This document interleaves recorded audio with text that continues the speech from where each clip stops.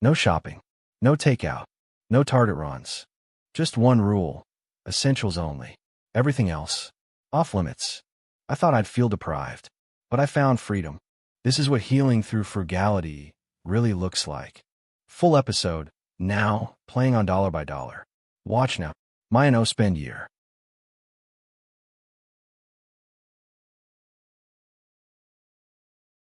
The first sound was the crash. Hangers slamming to the floor. The dull thud of half-folded jeans.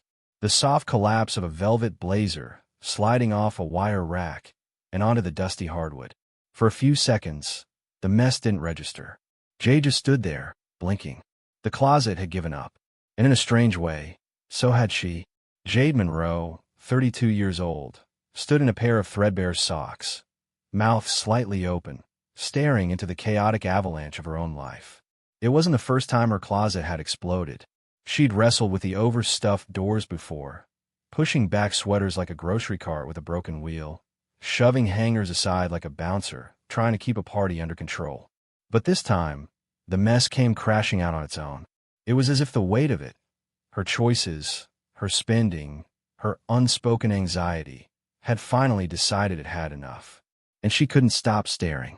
Tank tops she hadn't worn in 3 summers. Scarves from 2 exes ago. Shoes with tags. Boxes with receipts. A makeup bag she'd forgotten about. Black jeans identical to 4 others already in her dresser. There it all was, tumbling forward like an indictment. How'd I get here? She crouched down slowly, the old floor creaking beneath her as she picked up one shoe, then a second. And then she stopped. Her fingers paused on the edge of a box labeled Jade's Fall Favorites Maple Leaf, and her throat tightened. Inside, a burnt orange cable knit sweater she bought after watching a YouTuber's fall haul. $62.99. She'd wore it once. Once. She sat back on her heels, the air heavy around her. Something sharp and ancient pressed behind her eyes, and before she could stop it, a sob cracked out of her chest. It wasn't about the stuff. It was about what the stuff had become. It was about the lie. For years, she told herself she was building a life.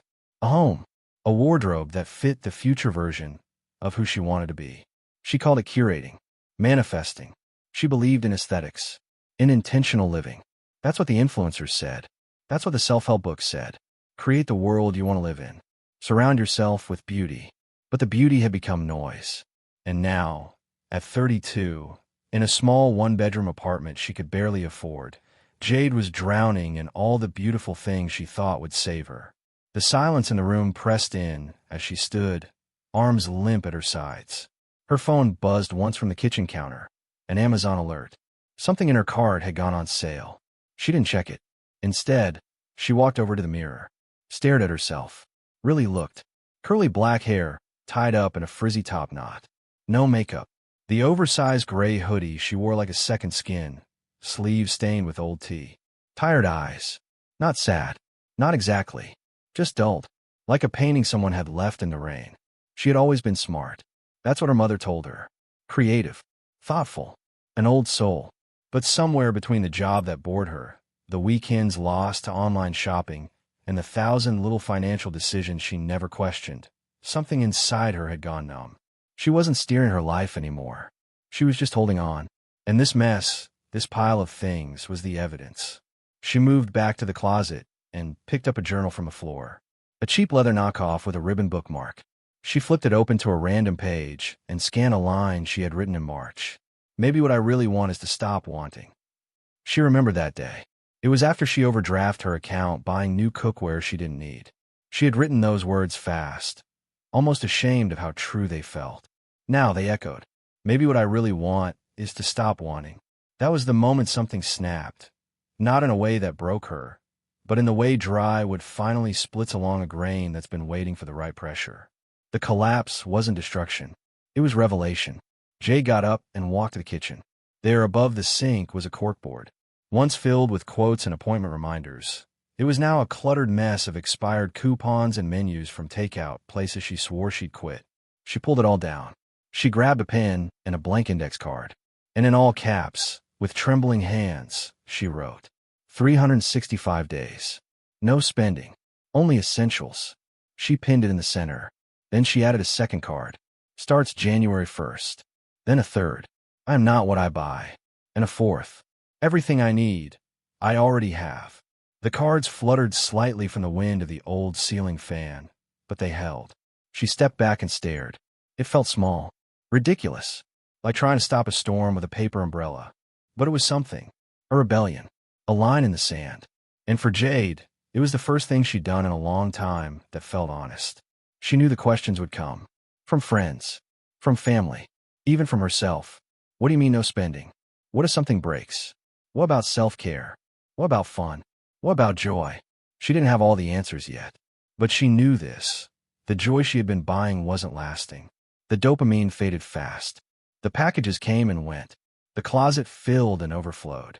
And still she felt empty. Not anymore. From now on, she would ask one question before every purchase.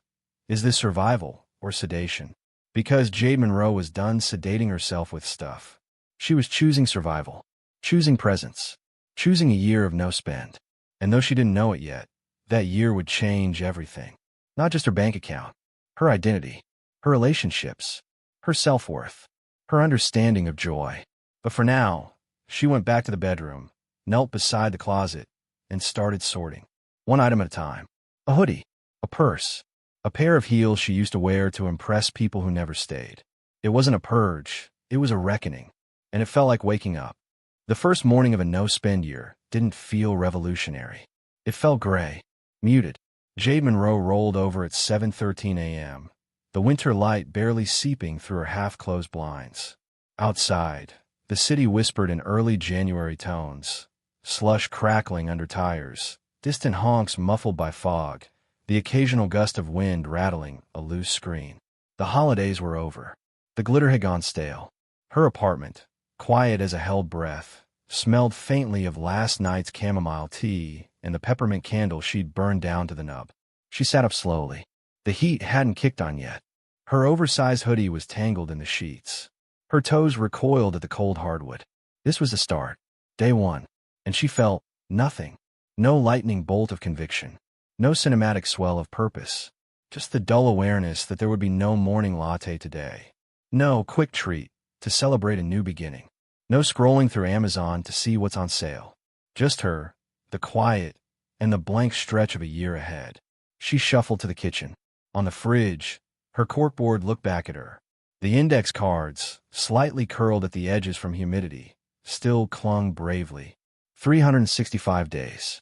No spending. Only essentials. I am not what I buy.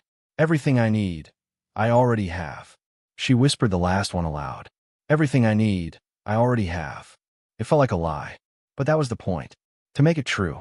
She opened the cupboard and stared at her coffee supplies. Cheap grounds. A reusable filter. The electric kettle. Chipped but functional.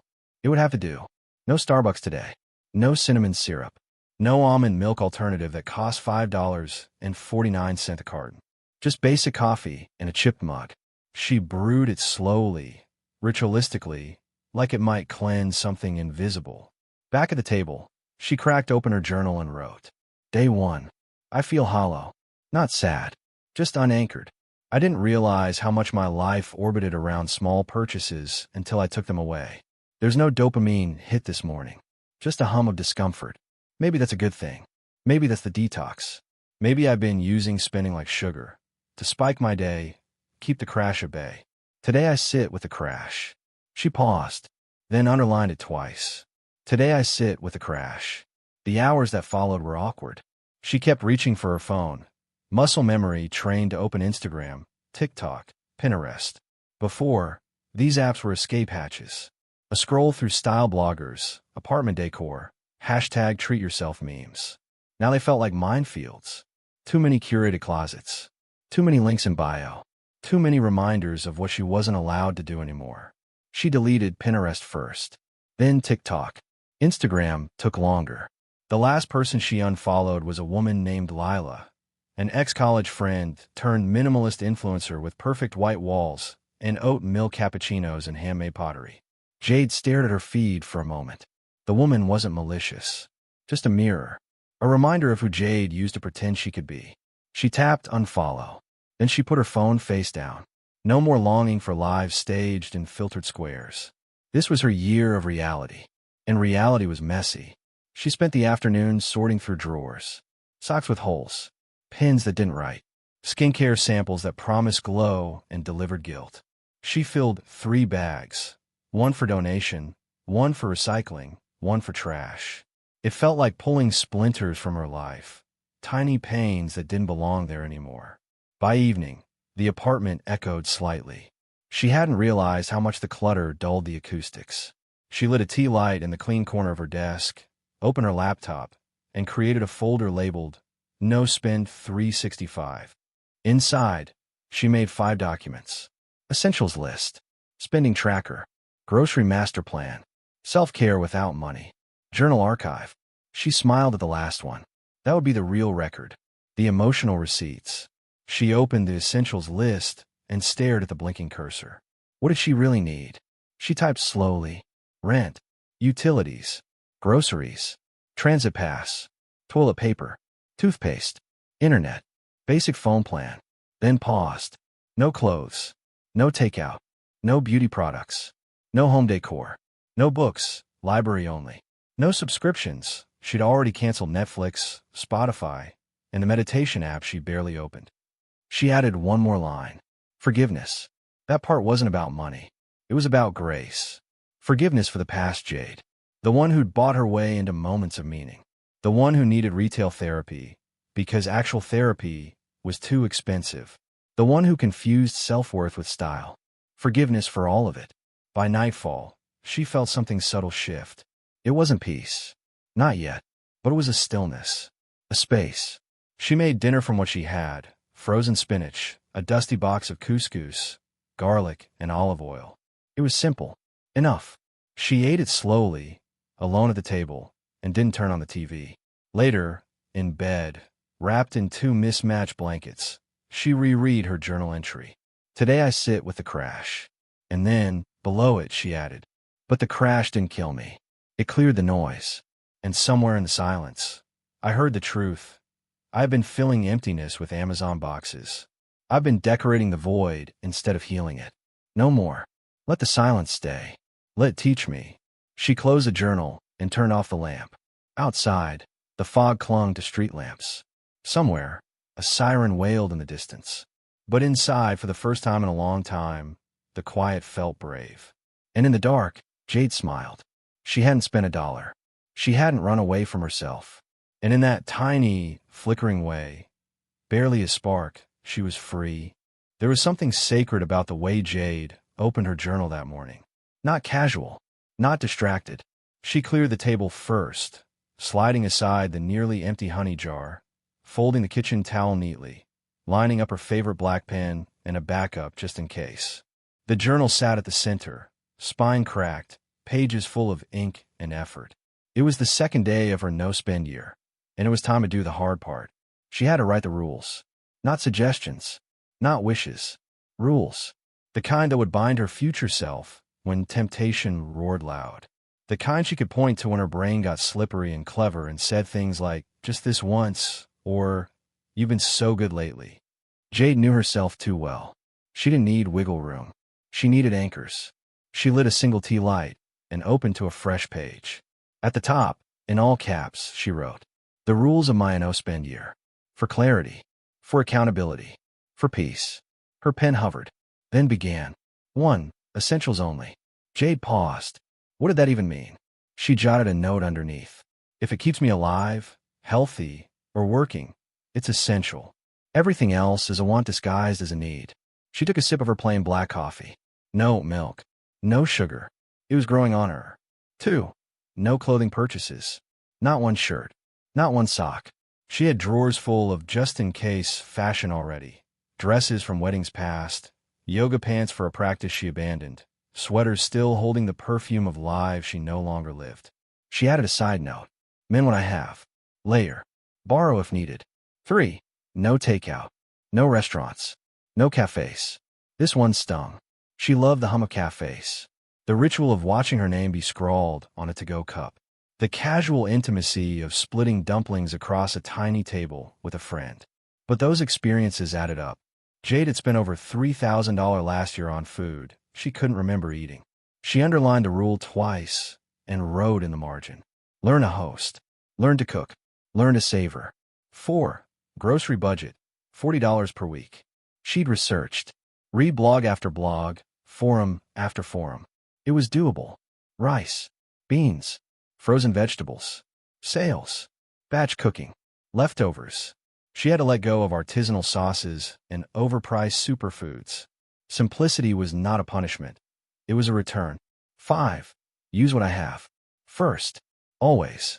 That meant finishing all the shampoo samples, eating the lentils, gathering dust in the pantry, burning the candles, reading the books on the shelf. No more stockpiling. No more saving it for a special day. Every day could be special. She stared at that thought a long while, then wrote, live like it's all borrowed, because it is. 6. No browsing. Anywhere. No window shopping. No Amazon scrolling. No, just looking at Target. Temptation didn't need encouragement. Jade knew the algorithms better than anyone. They lived in her bones. She could click through 4 tabs, 5 brands, and 3 coupon codes in under 5 minutes without even meaning to buy. She didn't want to fight the urge. She wanted to starve it. 7. Cancel all subscriptions except internet. She had already paused Netflix, Hulu, Spotify, the meditation app, the meal delivery trial, the email newsletter promising best budget finds. All of it. She'd forgotten half the subscriptions even existed.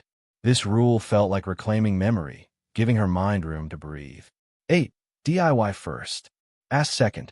Buy never, unless essential. Need a hair trim? Try trimming it herself. Need a gift? Make one. Need a solution? Google, not Amazon. She added, let inconvenience be my teacher. 9. Practice one in, one out. If something had to come in, toothpaste, socks, replacement bulb, something must go out. Physically, tangibly. Let the space stay honest. 10. Journal, every day. Track every dollar. She circled this, because money wasn't just math. It was emotion, memory, habit. Tracking wasn't about control. It was about clarity. This rule was the spine of them all. Jade sat back and read the list. 10 rules. Firm, simple, personal. She copied them onto an index card and taped it beside the others on the fridge. Now came the next step, the emotional part, the why. She flipped the page and wrote in cursive, why I'm doing this. I'm doing this because I'm tired of needing things to feel okay. I am doing this because I want to know what I actually value, without the background noise of buying. I'm doing this because debt has become normal, and I don't want that anymore. I am doing this because I'm not at peace, and no amount of candles or clothes has fixed that. I am doing this because I want to hear my own voice again. The last line caught her. She underlined it, then whispered it aloud. I want to hear my own voice again. That was it. That was the truth beneath all truths. The spending hadn't just been financial. It had been spiritual, emotional, disguised as self-care, cloaked in empowerment, but rooted in fear. Fear of silence, of stillness, of not being enough. The no-spend year was not about deprivation. It was about deprogramming, relearning desire, rethinking joy. She closed the journal and hugged it to her chest, felt her heart beating through the cardboard cover. Then the timer on her oven beeped. She opened the door to a baking tray of roasted sweet potatoes, seasoned with a half-used spice blend from 2 Christmases ago. The edges were crispy. The smell was warm, earthy, real. She plated them beside rice and sautéed kale, sat down in silence, ate slowly. No screen, no scrolling, just presence. The kitchen light buzzed above her, flickering slightly. She made a mental note to change the bulb. Later, the warmth from the food seeped into her bones. It didn't feel like sacrifice. It felt like honesty. Later that night, Jade opened the spending tracker tab she had made on her laptop. There were no expenses that day. No urges. No regrets. Just this. January 2nd. $0 spent. $0 wasted. 100% intact. She added a note to the margin. This is the beginning of a deeper freedom. And it was. Because the rules she wrote that morning weren't chains. They were keys. Jade didn't plan to end up in the candle aisle. She'd promised herself just bananas, oats, and dish soap. In and out. 10 minutes, tops. No detours. No laps around Target like the old days. But somewhere between autopilot and muscle memory, she turned right at the end of the produce section and found herself staring at a shelf lined with amber glass jars and minimalist fonts. A sign dangled overhead. Buy two, get one free, limited time only. The smell hit her first. Vanilla clove. Then eucalyptus mint. Then that cozy firewood one that always reminded her of her uncle's cabin upstate. The one she visited once in college and still fantasized about when life got overwhelming. She stopped walking. 3 steps into the aisle, frozen like she'd walked into a dream. The kind of dream where you know you're not supposed to touch anything, but everything is glowing and whispering your name. She reached for a small jar, white label, black text, called Winter Quiet. She turned it over in her hand. $7.99. $8. Not even a fancy one. It was a tiny luxury. A little you're doing great for surviving the first 4 days of no spending. Her fingers tightened around the glass. And then, like a reflex, she pictured her fridge. The index card staring back at her. Everything I need. I already have. Jade blinked, inhaled through her nose, and set the candle down. Then she backed up a step. Her heart was beating faster than it should have been. This wasn't about a candle. This was about everything. The habits. The dopamine loop. The false comfort.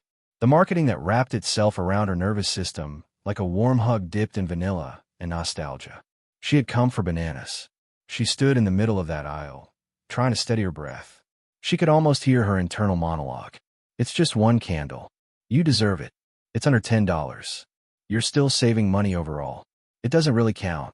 It was astonishing how quickly her brain tried to rewrite the rules, how effortlessly it reached for justification. It didn't matter that she'd written down the rules. It didn't matter that she was on day 4 of a 365-day promise. What mattered in that moment was the desire to feel better, to feel soothed. And this little jar promised that. She forced herself to walk, to step out of the aisle, to break the spell. At the self-checkout, she scanned the bananas, oats, and dish soap. The total came to $8.72, $1 less than the candle. She stared at the number. 1 candle or 3 actual needs. That was the real equation. 1 moment of impulse or a week's worth of breakfasts and clean dishes. She paid in cash, like she'd committed to. As she left the store, she felt hollow again. Not proud, not victorious, just shaken. Back home, she dropped her grocery bag on the counter and collapsed onto the couch. Her breath came in short waves, like she'd just run a race. It was terrifying to see how deep the hooks still ran. For days in, and she was already bargaining with herself. She reached for her journal. Day 4. I almost broke today. A candle. That's what nearly undid me. Not a crisis. Not a flat tire. Not a medical bill. A candle. And what's worse, I still kind of want it. I can feel it lingering in my chest like a song stuck on loop. What does that mean? That I'm weak? Or that I'm waking up? She paused, then wrote. It's not about the candle. It's about the craving to fix discomfort with objects. It's about believing that peace lives in a purchase. It's about unlearning the habit of solving sadness with spending. I didn't buy it, but I didn't walk away untouched either. Today I learned, temptation isn't a test of strength. It's a chance to learn how I soothe myself. She exhaled deeply and flipped to a fresh page. What I can do instead of buying things. Journal. Go for a walk.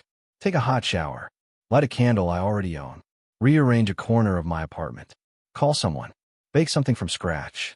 Listen to a podcast. Dance yes alone. Make a new recipe. She underlined number 4 and walked to her bathroom shelf. There, in the back corner, was a dusty jar labeled Cedar Hearth. Unused for months. She lit it and set it on her coffee table. The room filled slowly with the scent of earth and smoke. Was it the same as Winter Quiet? No, but it was enough. It was already hers. And that had to count for something. Later that evening, she made banana oat muffins with the leftover ingredients. The apartment smelled warm and honest. She wrapped a few and dropped them off for her upstairs neighbor, an older woman named Nancy who always watered her plants when Jay traveled. New Year's resolution? Nancy asked, taking the muffins with a curious smile. Jade hesitated, then nodded. Something like that. Nancy winked. Well, whatever it is smells good. That night, Jade sat on the floor in her living room, cross-legged in front of her candle, a plate of muffins beside her, journal on her lap. She felt Not strong exactly, but awake, alive in a new way. The kind of clarity that only comes after choosing discomfort over distraction. She wrote one final line for the day. It's not about resisting the candle. It's about reclaiming the part of me that thought I needed it. It started with a scroll. That harmless, habitual flick of the thumb across glass. The screen lighting her face. The glow like a drug. Jade hadn't meant to fall back into it. It was just after dinner, and the apartment was quiet, too quiet. The dishes were done, the candle had burned low, and she'd already written in her journal. She just wanted to check something real quick. An hour later, she was still there, still scrolling, still looking at women with glass skin and minimalist wardrobes. A living room with linen curtains that billowed just so. Kitchen shelves with labeled jars, bamboo lids, and artfully arranged mugs. A video looping a morning routine, sunrise yoga, French press coffee, and a clean girl face that glowed with health and time. Jade caught herself mid-sigh. Her thumb stopped, then backed up. She clicked the profile. A woman named Marin. Over 400,000 followers. Blonde, smiling, glowing. Her bio read, slow living, soft mornings, conscious consumption. Jade stared at that last part. Conscious consumption. Marin had posted a reel earlier that day. It was a 10-second transformation video, an unboxing of a new PR package from a skincare brand, followed by a candle being lit, a record playing, a blurry slow-motion twirl in a cream-colored sweater. Underneath, the caption read, "You don't need much to feel whole. Just start with what brings you peace." Cloud, hashtag, slow living hashtag, clean girl aesthetic hashtag, no spend January. Jade's face tightened. Her thumb hovered over the following button, then pressed it. Unfollowed. Just like that. And it felt like breaking up with a fantasy she didn't know she still loved. She sat back on the couch, her heart racing. Why did that feel so big? She turned the phone screen off and stared at her reflection in the darkened glass. There she was, no filter, no glow, hoodie bunched to the neck, dark circles under her eyes. And she was fine. She had enough. More than enough. She didn't need another curated version of a life to measure herself against. Jade stood up and walked to the kitchen. She poured herself a glass of water. Then she returned, flipped her phone back on, and opened Instagram again, this time with purpose. She went to her following list. 451 accounts. She took a breath and whispered, "Let's find out who I've been listening to." The first few were easy. Brands. Retailers. A hair product line she hadn't used in years. A subscription box she'd canceled in October. A home decor page she saved for a future apartment inspo when she still thought she needed 900 square feet and an arch mirror to feel complete. She unfollowed 20 accounts in 10 minutes. Then it got harder. She reached the lifestyle influencers. The women she'd watched for years. Women who showed their capsule wardrobes and silent cleaning routines and morning journaling rituals under candlelight and classical music. They didn't scream by this, but they whispered it. In hashtags. In aesthetics. In a subtle message. You too can have this peace. This glow. This rhythm. All it takes is this robe. This notebook. This tea. And Jade had bought those things. She had receipts. The $38 linen robe still hung in her closet and used since summer. The notebook. Half filled. The tea. Bitter and abandoned. None of it gave her peace. Not real peace. She tapped unfollow again. And again. And again. Until the phone buzzed with a notification. You've unfollowed 50 accounts. Are you sure you want to continue? She laughed out loud. Yes, she said. I'm sure. And kept going. 2 hours passed like fog. By the time she looked up, her following list had shrunk from 451 to 83. Her hands were shaking. Her neck ached. But her mind? Clearer. She deleted noise. She hadn't just removed ads. She'd removed aspirations that weren't hers. Stories that made her feel less than. Lives that looked peaceful but made her anxious. Perfection in warm beige filters that only ever made her chase. Never arrive. Jade slumped back against the couch cushions. She felt raw and proud. She hadn't known how deep the hooks had gone. How long she'd spent measuring herself against strangers. How often she'd whispered, "I want that," without ever asking why. She opened her journal. Day 5, the unfollow purge. Tonight, I broke up with a version of myself that always needed more. More beauty. More glow. More curated calm. I unfollowed the lies that told me I had to look like peace to feel it. It turns out, I don't need a $40 candle to be soft. I just need to be quiet, and still, and honest. She closed the journal, then sat in silence. Not the kind that vibrates with FOMO. The kind that breathes. The kind that lets you hear your own voice again. The first invitation came on a Thursday afternoon. Text message. Group thread. 10 women. Jade scanned it quickly. Bottomless brunch this Saturday. Clinking glasses, haven't done one in forever. Jade, you in? Her thumb hovered over the screen. Brunch. The old siren. She could see it already. Glasses clinking. Laughter bouncing off white tile walls. The comfort of clinking forks and gossip and mimosa bubbles. She imagined herself there. Hair curled. Thrifted dress. Maybe the good eyeliner she hadn't used since last fall. A moment to feel seen. Included. Normal. But the list was still taped to her fridge. No restaurants. No takeout. No exceptions. The rules stared at her like a stubborn sibling. Not judging. Just holding her to the thing she said she wanted. She stared back at the phone. Typed. Can't this time. On a no-spend-year thing. Brunch looks amazing, though. Sent. And sat in the silence afterward. The chat kept moving without her. You'll be missed, one wrote. Next time for sure, said another. But she could already feel it. Like a door gently swinging closed. This wouldn't be the only time. Friday, the second invite came. Movie night. Friends from work. New indie film. Cozy theater with $6 popcorn and oversized beanbag chairs. A place she used to love for its candles and creaky floors and vintage movie posters. But tickets were $14. Snacks extra. Transit would be a few more. She promised herself. No exceptions. Entertainment had to be free. Still, she hesitated. Would one movie ruin the whole year? Would she feel joy again if she just went? She wrote in her journal instead. Day 6, saying no. I'm starting to feel it now. The ripple effect. Not just the money. The space. The missing pieces. Saying no means choosing myself, but also means being left out. I don't think we talk about that enough. Everyone loves a glow-up story, but no one wants to talk about the middle. The quiet. The part where your phone stops buzzing as much. Where no one's mad at you, but they stop asking. Maybe this is grief. Maybe this is growth. Maybe they're the same thing. She looked around her apartment that night. Tidy. Still. Lit by one warm lamp and the quiet hum of the heater. And the loneliness pressed in like fog. Not the dramatic, movie scene kind. Just the ordinary ache of not being chosen because you didn't show up. Saturday came. Brunch photos flooded her feed. Selfies. Clinking glasses. Group hugs outside a brick wall, painted with good vibes only, in cursive. She put the phone down after 2 minutes. Face flushed. Heart racing. She didn't want to feel jealous.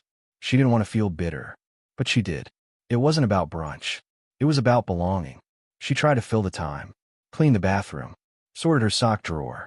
Read 3 chapters of a library book. Reorganized the spice rack. Lit a candle she already owned. Made a sandwich. Ate it standing up. But something inside her buzzed with emptiness. Around 3 p.m., she gave in. She called her cousin, Ray. Wow, Ray said after Jade explained the brunch invite. You really meant it. This whole no-spend-year thing. Jade nodded, forgetting Ray couldn't see her. I did, she said quietly. Still do. A pause. You okay? Ray asked. Jade hesitated, then laughed, short and sharp. I'm lonely, she admitted. I didn't think I'd be, but I am. It's like, I said no to brunch, but it feels like I said no to my friendships. Which I didn't. But still. Ray exhaled. Jade, I love you, but you've always been a little all or nothing. I know, she whispered. And honestly, that's what makes you stick to things, but also what makes you feel alone when you do. They sat in the quiet together, line humming. Then Ray said, You want to do something free? I've got time. Jade blinked. Free? Yeah. There's that trail near your old school, right? I've been meaning to get some air. They met an hour later. Coats zipped, cheeks pink in the wind. They walked side by side along the dirt path, bare trees swaying above them. Their boots crunched over leaves and gravel. Jade's breath turned to fog in the cold, and she talked about the closet that collapsed, the candle in aisle 3, the unfollows, the no's, all the no's. Ray listened, really listened. At one point she said, It sounds like you're choosing something most people are scared to even look at. What? Yourself. Without the filters. Without the stuff, Jade stopped walking. That's what it was. Not punishment. Not shame. Just self, unadorned. The wind picked up. They turned back. Before leaving, Ray hugged her hard. "You're not alone," she said, "even if it feels like it sometimes." That night, Jade opened her journal. Day 7. Relearning community. I said no to a table full of laughter, and yes to a walk that felt like coming home. I think both things matter. I think loneliness is the cost of honesty sometimes, but it's also the space where new roots grow. Not all friendships disappear when you say no. Some just need a new way to meet you. She smiled. She had $0 spent, but something richer saved. The pantry used to intimidate her. Rows of mismatched cans. Half-used bags clipped shut with old hair ties. A graveyard of sauces and powders purchased in moments of culinary ambition, but long since forgotten. Jade would open the cabinet, sigh, and declare, "There's nothing to eat." It was never true. What she really meant was, "There's nothing easy, nothing exciting, nothing that solves how I feel right now." But this month, that phrase had been banned. The rules were clear. Use what you have. So on a gray Tuesday afternoon, Jade grabbed a notepad, opened every cabinet, and started writing down what was actually there. Pantry. 2 pounds of rice. 1.5 pounds of lentils. A bag of old chia seeds. Dented can of chickpeas. 2 boxes of couscous. Half a jar of peanut butter. Tomato paste. Coconut milk. A mysterious spice, mix labeled Moroccan blend. A bag of dried cranberries she bought in November for salads. Fridge. 3 carrots. Half a head of cabbage. Garlic, barely clinging to life. A lemon. Half-used tub of hummus. 1 egg. She stared at the list. It wasn't nothing. It was just random. But she felt a spark, like a puzzle waiting to be solved. She grabbed her laptop and searched. What can I make with rice, lentils, and cabbage? Dozens of hits. One stood out, spiced lentil rice with cabbage slaw. She clicked, scanned, and realized she could make it, with a few adjustments. No fresh herbs. Skip it. No yogurt for the slaw. Use lemon juice.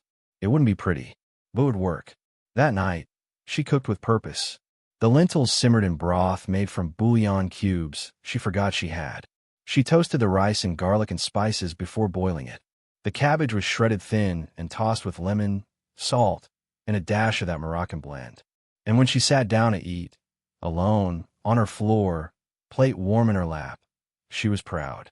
Not just of the meal, of the effort, of the resourcefulness, of not defaulting to nothing to eat and reaching for delivery. The taste. Honestly, it was good. Better than good. It was satisfying in a way that takeout never was. It tasted like independence. She took a photo, not to post, but to remember. A quiet trophy. The next morning, she opened her journal. Day 8, pantry wins. I think I've been shopping to feel competent. As if buying a meal solves the hunger better than cooking one. As if picking out produce is a chore, but choosing between DoorDash coupons is a game. But last night I made something. From scraps. From dust. From stuff I used to ignore. It tasted like a win. I think food cooked with creativity feeds something deeper than convenience ever could. That became her rhythm. Every Sunday she'd do what she started calling a pantry inventory. She'd write down what she had, research what it could become, and build her weekly meals around that. Soon she was making strange little dishes that somehow worked. Peanut chickpea curry over couscous. Lentil soup with grated carrot and lemon. Fried rice with frozen peas. An egg and garlic oil. Couscous salad with dried cranberries and cabbage slaw. Oven-roasted potatoes with Moroccan spices and hummus. She found herself treating her pantry like a board game. What could she unlock with only what she already owned? Could she go another week without buying anything new? Could she use the chia seeds? She did. Mix them with coconut milk and cranberries. Weird. Not bad. Every meal became a kind of victory. The grocery budget she'd set, $40/week, began to feel generous. Some weeks, she only spent $15. Others, nothing at all. She downloaded a receipt scanning app to get small rewards for what she did buy. She started shopping like a scavenger, looking for deals, markdowns, wonky produce, end-of-day bakery discounts. She brought cloth bags, skipped the cart, and carried her groceries home by hand to avoid impulse buying. At home, she labeled jars with masking tape and made a spice rack out of an old shoebox. Nothing matched. Nothing was aesthetic, but everything had a place. And that brought her peace. She wasn't pretending to be a minimalist influencer anymore. She was just making do. And that, oddly, felt luxurious. One afternoon, she invited Ray over. "Want to do lunch?" Jade asked. "Can we do free lunch?" she added quickly. Ray laughed. "You mean like no Uber Eats?" "I mean like from my fridge." They made curried lentils together. Jade showed Ray how to toast the spices before adding the garlic. "You're turning into some kind of frugal food wizard," Ray teased. Jade shrugged. "I guess." "No, seriously. I remember when your idea of cooking was cereal and half a protein bar." Jade smirked. "I still eat cereal. But now it's intentional." They ate on the couch, watching light filter through the window. "This is good," Ray said. "Like really good." Jade smiled, glowing a little. After Ray left, she opened her journal again. Day 15. Game on. "I used to think I hated cooking, but I just hated the pressure. The recipes with 27 ingredients. The expectation of perfection. Now it feels like improv. Like a game. What can I make from what's left? What flavors still surprise me? My kitchen is messy and joyful. My fridge is humble. But I don't dread it anymore. I step in and ask, what can I create? And somehow, I always find something." By the end of the month, Jade had gone 4 weeks without food delivery. She tried 10 new recipes. She'd only spent $105 on groceries total. She'd eaten every single meal at home.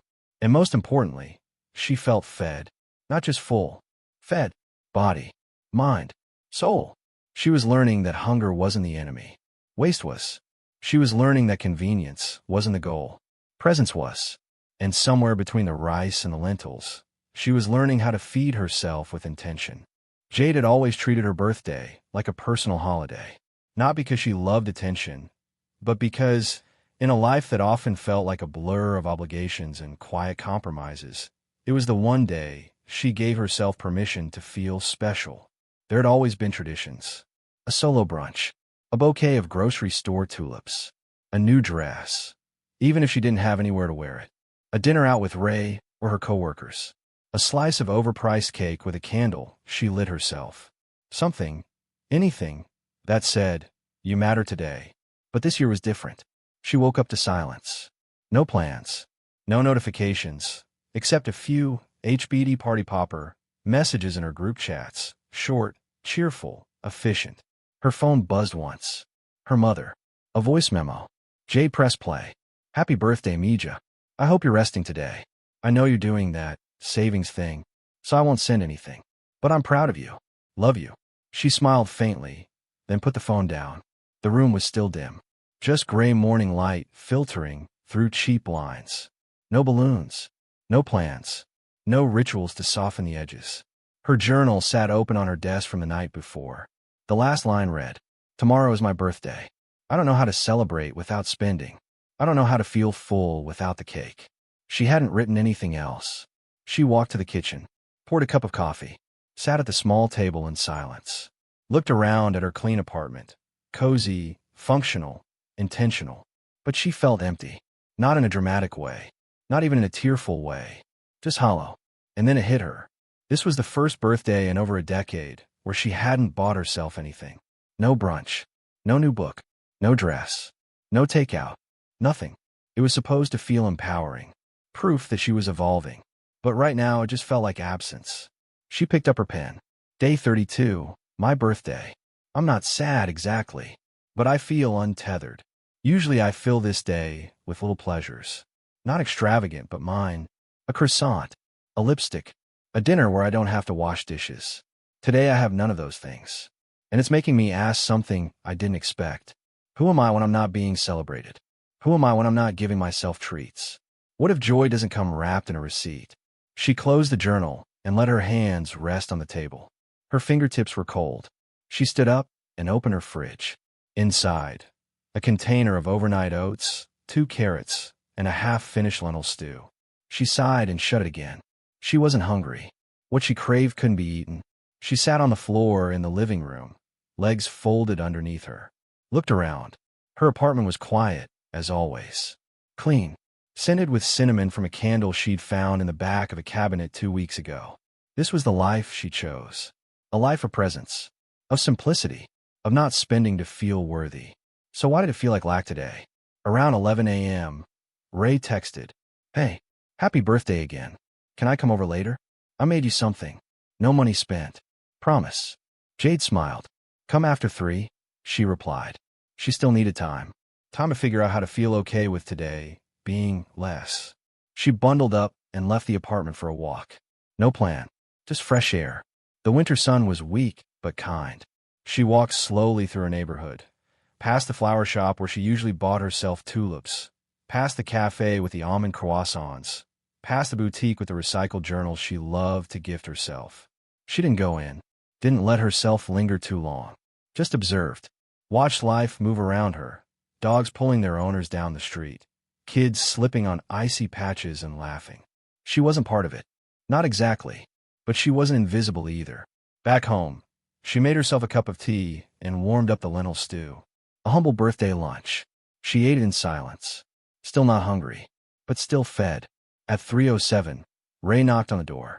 When Jade opened it, her cousin held a lopsided chocolate cake, frosted messily, dusted with powdered sugar, and topped with a crooked candle. "I Googled cake from pantry ingredients," Ray grinned.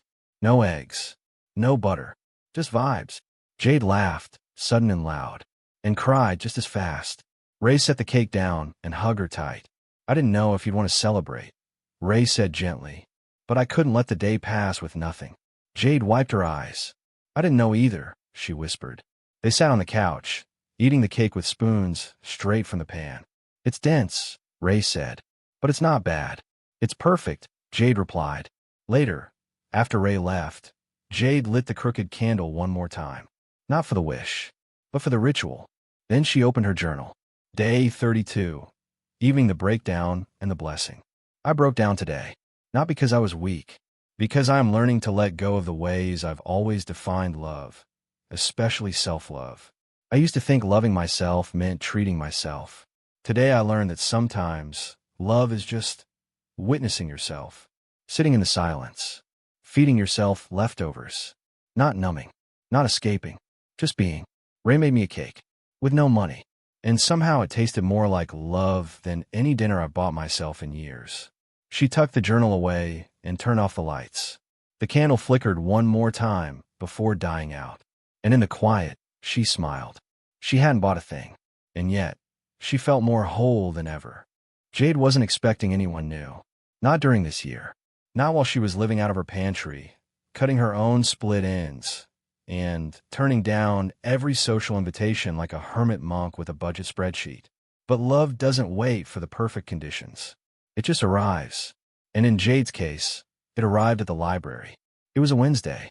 Cold, gray, the kind of afternoon that pressed in around the windows like a sigh. She had wandered to the local branch for warmth and distraction, planning to reread a favorite novel from college, something safe and familiar. That's when she saw him, sitting on the floor in the nonfiction section, a stack of books beside him, gardening, urban composting, and one beat-up copy of How to Live Without Money. He looked up as she passed, offered a small nod, and went back to his reading. Jade sat a few shelves over, but couldn't concentrate. There was something about the way he read, focused, unrushed, like he was soaking in every sentence without urgency. It reminded her of something she hadn't felt in a while: curiosity.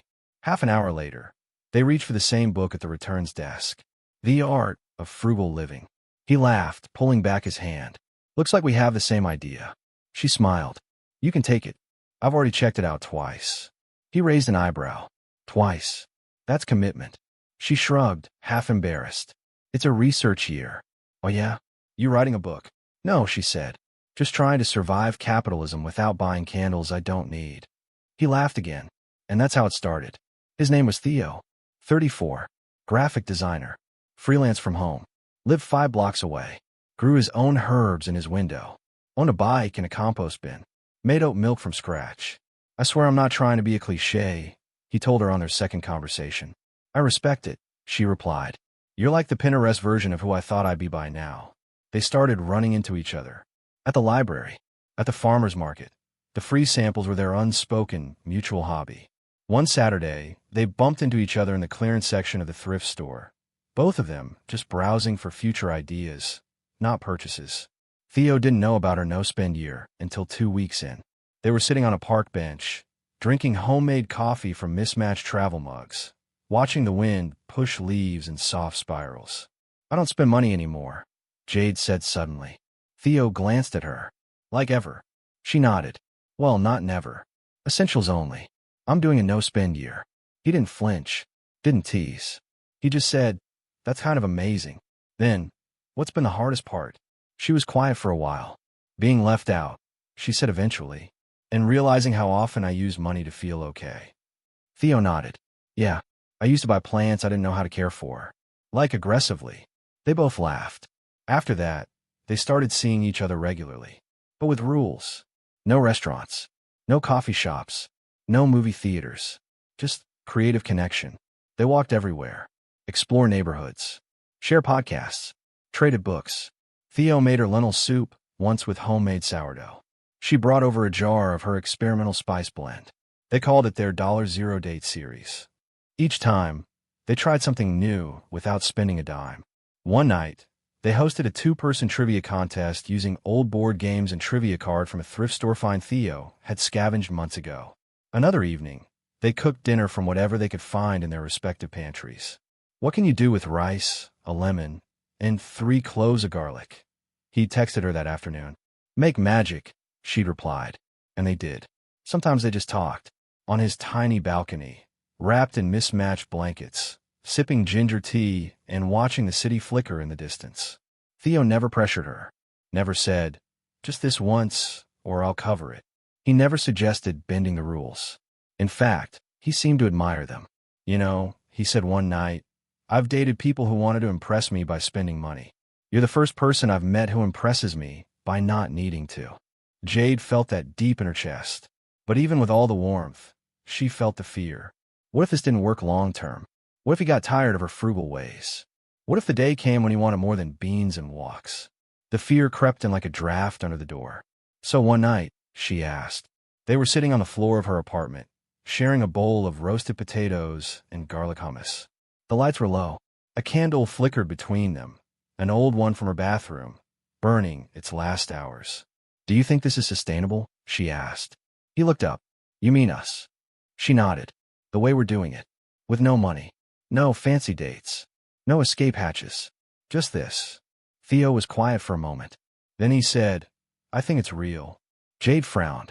"What do you mean?" "I mean, it's not built on distractions. It's built on us. Talking. Listening. Sharing food we actually made. Making each other laugh without trying. That's real." She wanted to believe him. She wanted to let herself relax into it. But old patterns ran deep. She opened her journal that night after he left. Day 46. Love, unbranded. I keep waiting for the catch. For the moment where he says, "Let's just go out for once." For the part where my simplicity becomes annoying. But it hasn't come. And I'm starting to think, maybe I don't have to earn love by spending. Maybe love, real love, doesn't need the packaging. Maybe it shows up with oat milk and a goofy grin and asks how your lentils turned out. Maybe it's okay to just be.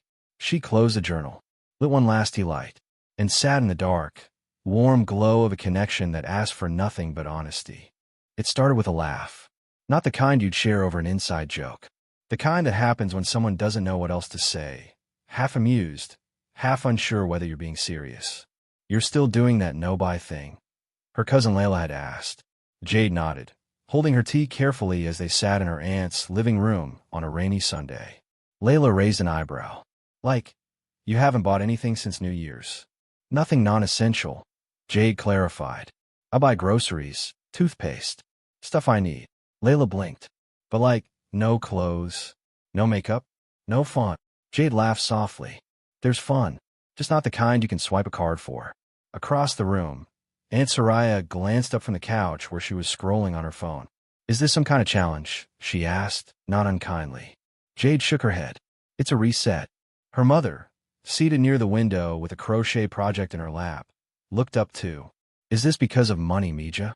Jade paused, then nodded. "It started that way. But it's become more than that."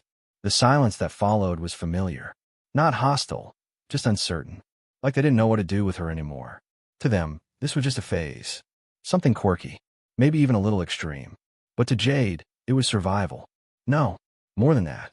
It was clarity. When she first told her family she was doing a no-spend year, they were amused, supportive in the polite, surface-level way. But now that it was March and she was still turning down invites, skipping gift exchanges, and politely refusing every birthday dinner offer, the mood had shifted. They weren't mad, just confused, worried even. Her mom had asked last week if she was depressed. Jade had laughed, caught off guard, and said no, I'm just finally not numbing. That hadn't gone over well. And now, sitting in a room where everyone wore new sweaters and compared their latest online buys, she felt like a ghost of a version of herself they no longer recognized. It was subtle, a glance, a tone, a joke with a little too much sting. Don't worry, Layla said later, when they were alone in the kitchen. You'll be back to normal soon. Jade smiled politely, but she didn't want to go back. Back to the closet she couldn't close. Back to the stress of checking her account balance before every outing. Back to the silent guilt after every impulse buy. She stirred honey into her tea and changed the subject. That night, walking home in the misty spring air, she felt it, the ache. Not regret, just the loneliness of being the only one walking a different path. Day 58, the distance. I think my family thinks I'm weird now. They don't say it. Not directly. But it's there. The tension. Why would you do that? Are you okay? Is it really worth it? I get it. They were taught, like I was, that money equals access equals love. That giving is measured in boxes wrapped in ribbon. That birthdays mean dinners, and celebrations mean credit card charges. But I don't want love that depends on purchases. I want love that's allowed to be simple. I want connection that doesn't break when the spending stops. 2 weeks later, her mom invited her to lunch. My treat, she said quickly, as if that would make it okay. But Jade hesitated, because her mom never really wanted just lunch. She wanted a full afternoon. Food, shopping, maybe even matching mugs from that little shop in the plaza. It was love, expressed in lattes and scented candles. Jade knew this, and loved her for it. But still she hesitated. I'll come, she said, but only for the walk. Can we bring our own coffee and sit outside instead? There was a pause, then a soft, okay. They met at the park. Her mom brought pan dulce in a napkin. Jade brought hot tea in a thermos. They sat on a bench and watched geese waddle past. It wasn't the same, but it wasn't bad. Her mother talked about her new neighbor, her garden, the TV show she'd gotten obsessed with. And then she looked at Jade with soft eyes. You seem different, she said. Different how? More still. Jade smiled. I feel still. For the first time in years. Her mom was quiet. I used to worry, she said, that you were spending too much. Jade looked at her, surprised. You never said anything. I didn't want to judge, her mom said. But I could tell you were always chasing something. Jade felt the words settle in her chest. I think I was, she said. They sat in silence for a while. Then her mom reached in her purse and pulled out a small crocheted pouch. Lavender yarn, handmade. I made you something, she said, shyly. Inside was a tiny coin purse. A card slipped in.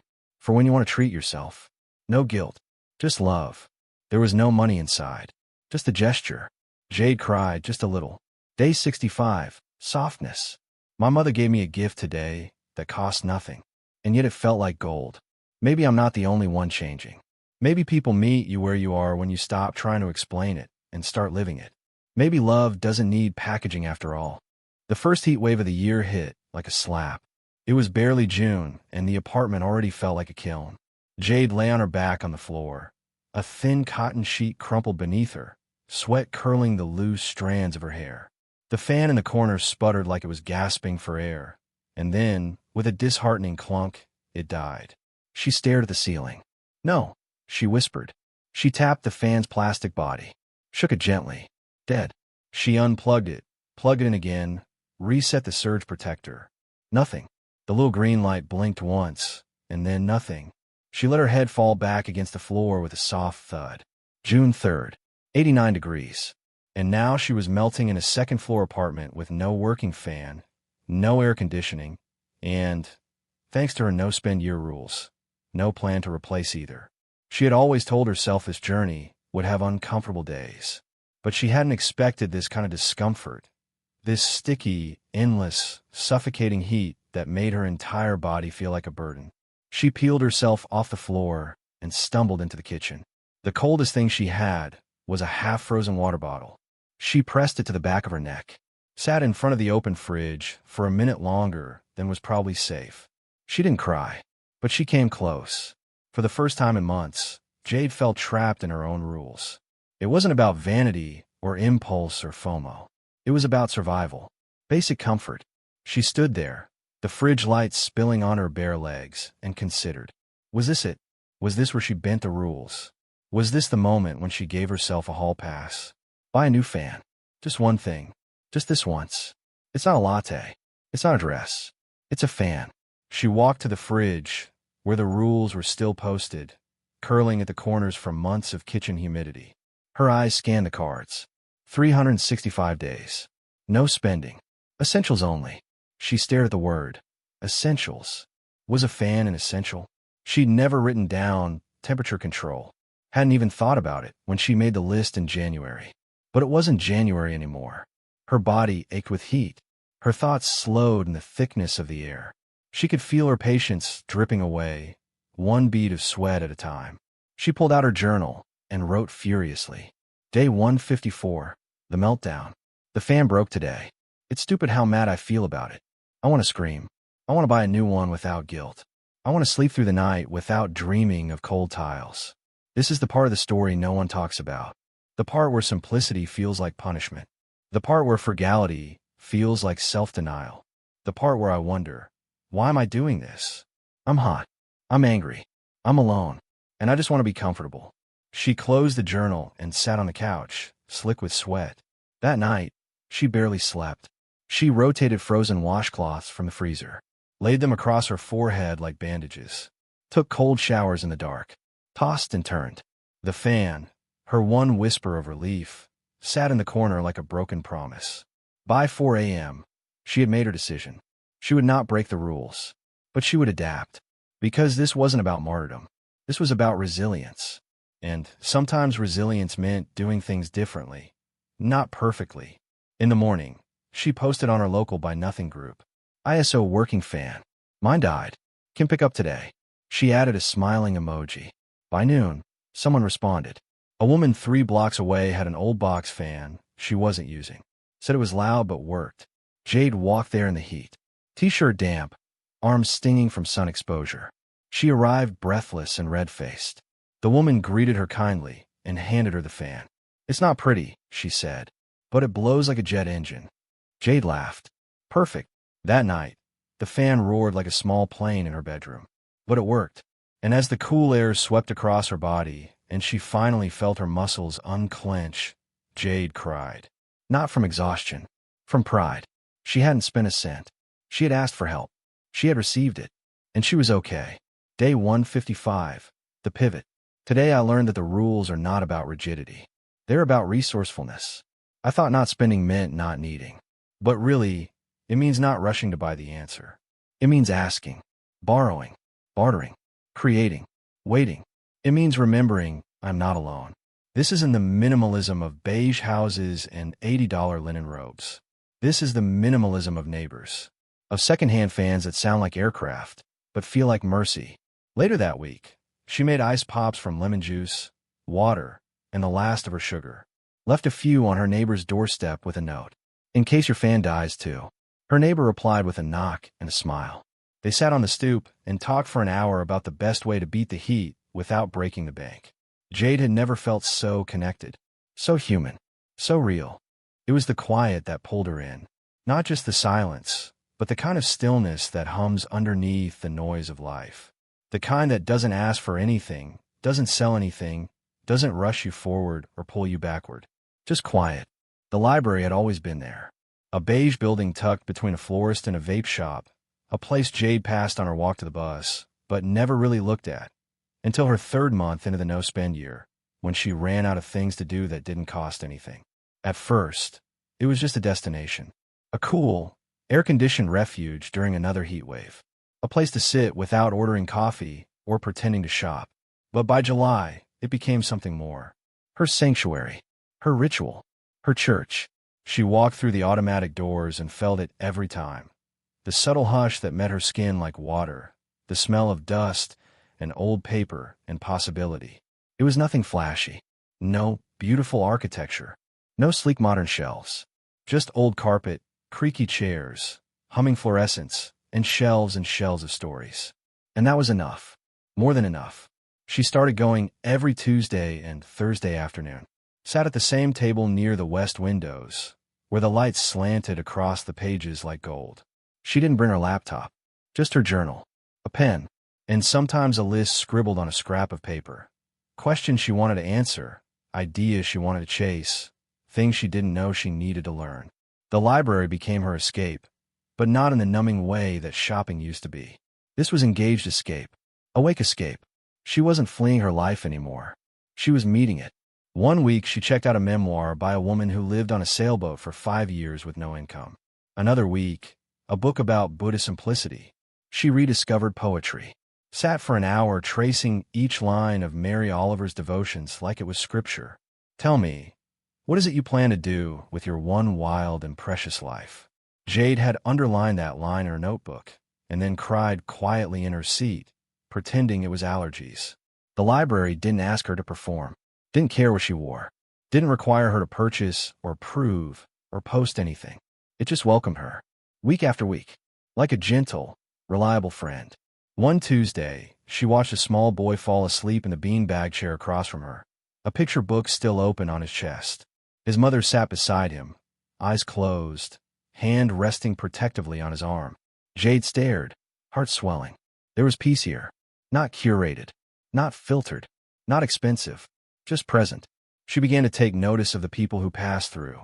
The old man who read newspapers and mumbled commentary under his breath. The college student who wore the same hoodie every day and always brought a banana. The librarian with the turquoise glasses who smiled every time Jade approached the desk. They didn't know each other, but they all belonged. And that sense of belonging, of being held without being demanded of, was something Jade didn't know she needed. Day 178. My quiet church. The library has become my temple. I sit in its silence and feel restored. Not in a religious way, not in a performative way, but in a deeply human way. There is no agenda here. No subscription. No checkout screen. No customers who like this also bought. Just people. Learning. Breathing. Existing side by side. For free.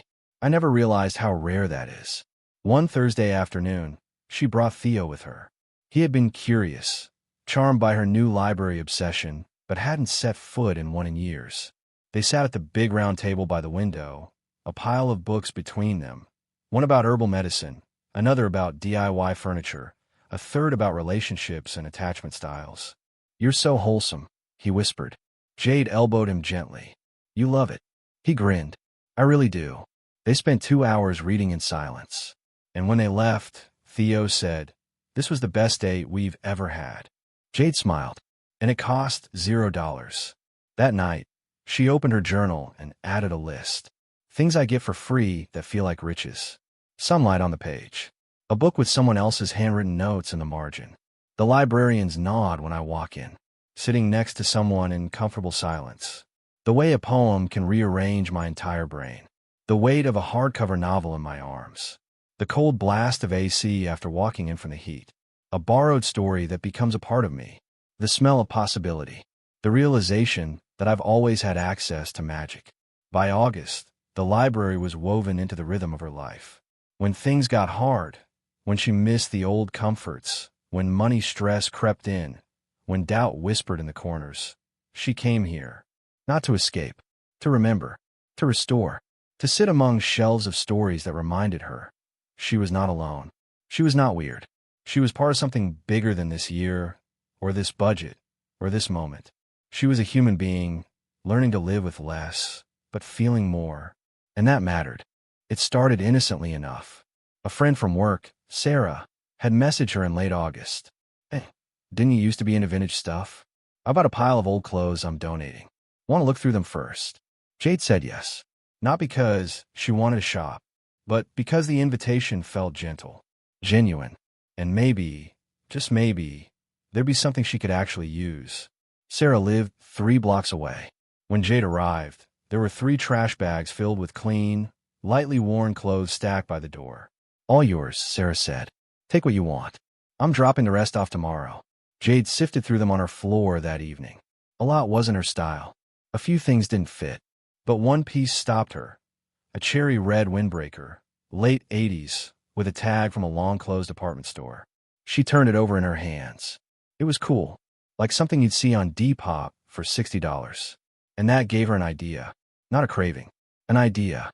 She folded the jacket neatly, snapped a few photos against a plain wall, and listed it online. Just to see. The next morning, it sold for $42. She blinked at the email notification, and then stared at the jacket's empty space like it had been replaced by a question mark. She hadn't broken her no-spend rules. Technically, she hadn't bought anything, hadn't spent anything. She just found something, listed it, sold it. Resourceful, right? Smart. But something shifted.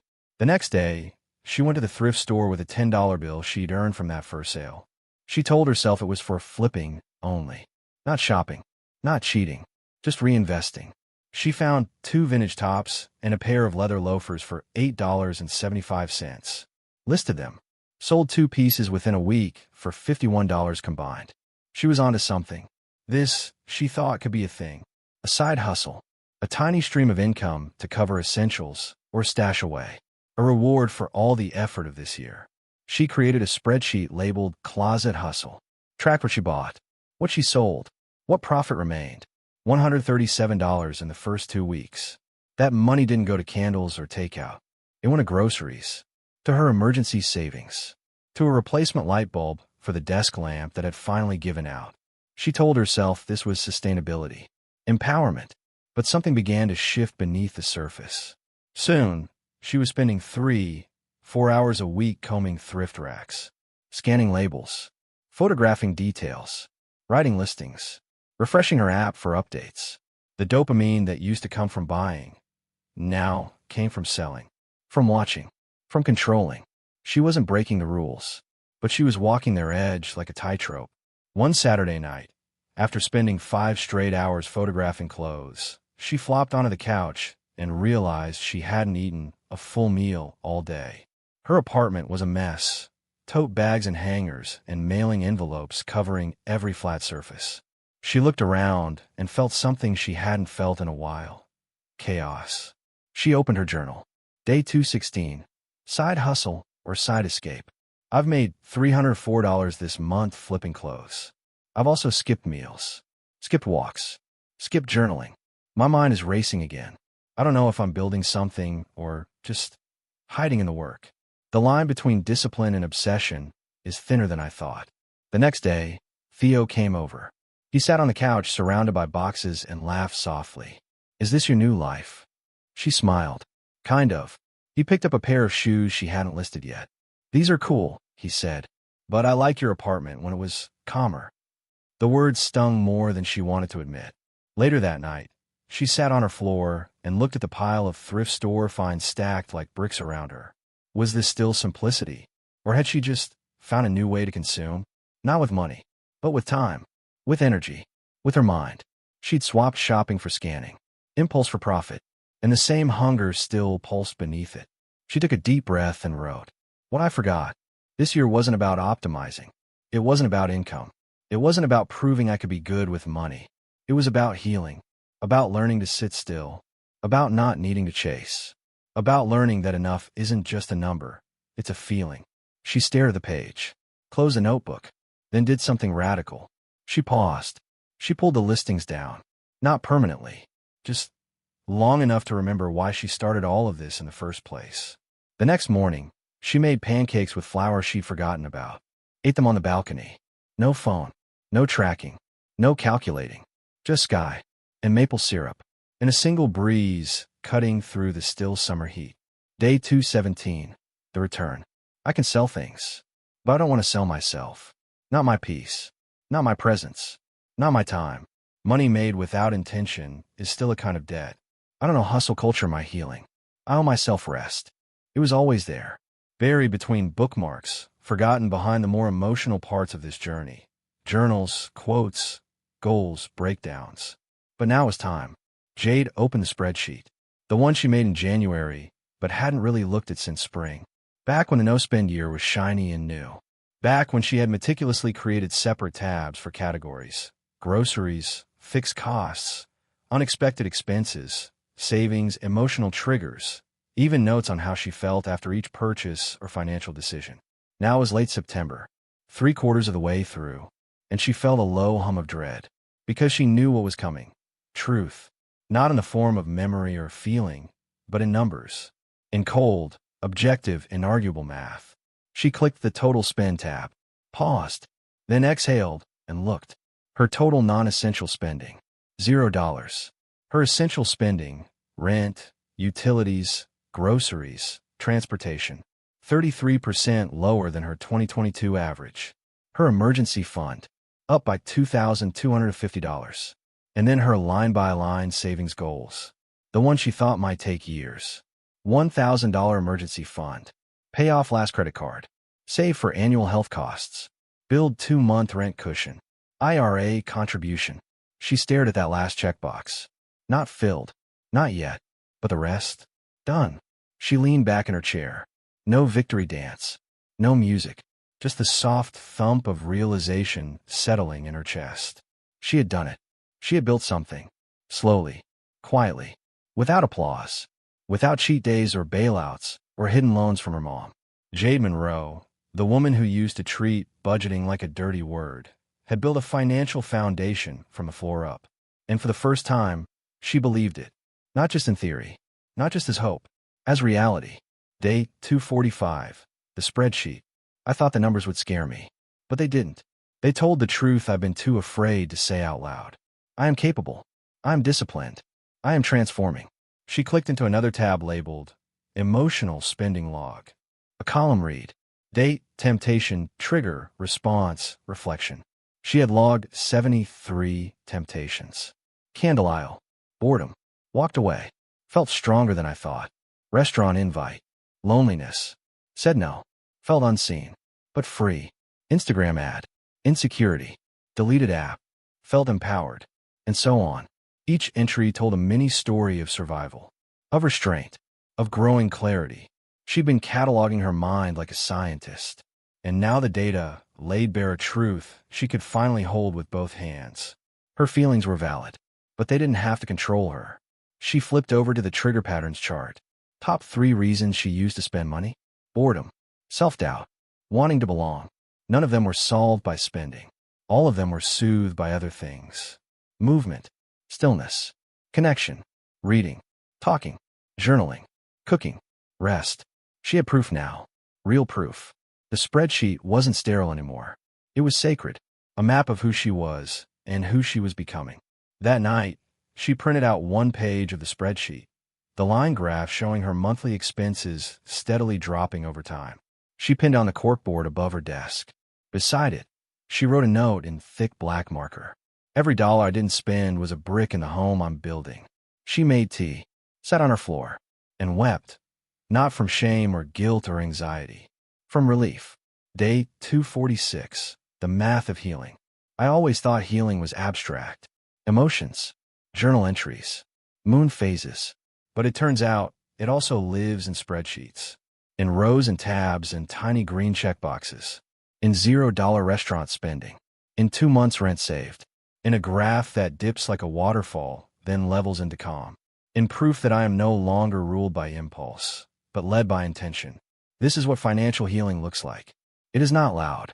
It is not perfect, but it is mine. The next morning, she walked to the library and printed one more thing. A certificate she made herself, tongue-in-cheek, but from the heart. Black and white, centered, framed by clip-art stars. Certificate of Financial Sobriety. Awarded to Jade Monroe. For 245 days of conscious spending, emotional clarity, and not buying things you don't need even when they were 60% off. She taped it above her stove, laughed, and made pancakes. Not to celebrate, to nourish. Because that's what she did now. She didn't buy to feel better. She became better, little by little, line by line, meal by meal. And it all started with a spreadsheet. It started with a knock. Not from person, from a box. Literally. A cardboard box fell from the top shelf of her closet while she was pulling down her fall jacket. the one she'd almost forgotten about, buried behind storage bins labeled warm and winterish. The box hit the ground with a soft thump and burst open like it had been waiting for her to be ready, waiting for her to stop sprinting long enough to face who she had been. Inside, journals, years of them, covered in dust, some worn to soft edges, others stiff and pristine like unopened doors. Dozens of notebooks in mismatched colors and sizes, tied together with string, like she'd known one day they'd need to be revisited. Jade knelt on the floor, heart suddenly heavy in her chest. She didn't plan to open them. Not today. Not in the middle of cleaning. Not when she had so much else she should be doing. Batch cooking lentils, refreshing her spreadsheet, organizing donation items. But her hands didn't listen to her plans. They reached inside and pulled one out. A small, black leather-bound journal with gold-tipped pages and a fraying ribbon bookmark. The year etched on the front, 2018. She flipped it open and froze. I don't know who I am if I'm not achieving something. Bought a new dress today. Not because I needed it, just because I was scared to go home to silence. I'm tired of curating a life I don't even want to live. The words hit her like glass, shattering softly inside her ribs. She turned another page. And another. How much of this is survival? How much is performance? Spent $92 today on stuff I won't remember owning a month from now. It felt like oxygen at the time. What happens if I stop buying joy? Jade let the journal rest on her lap. She remembered that year clearly. The high-pressure job, the breakup she didn't talk about, the constant scrolling, the loneliness masked by productivity. But what struck her now wasn't the pain. It was the awareness. She'd known. Even then, deep in the fog, she'd known something was off. That spending wasn't the root problem, just the most visible symptom. That every Target run and latte and self-care haul had been layered on top of a simple, unspoken fear. What if I'm not enough unless I'm doing something? Buying something? Becoming something? She pulled out another journal. This one from 2020. The pandemic year. The entries here were different. Shaky, messy, filled with panic and yearning and endless questions. If everything slows down, who do I become?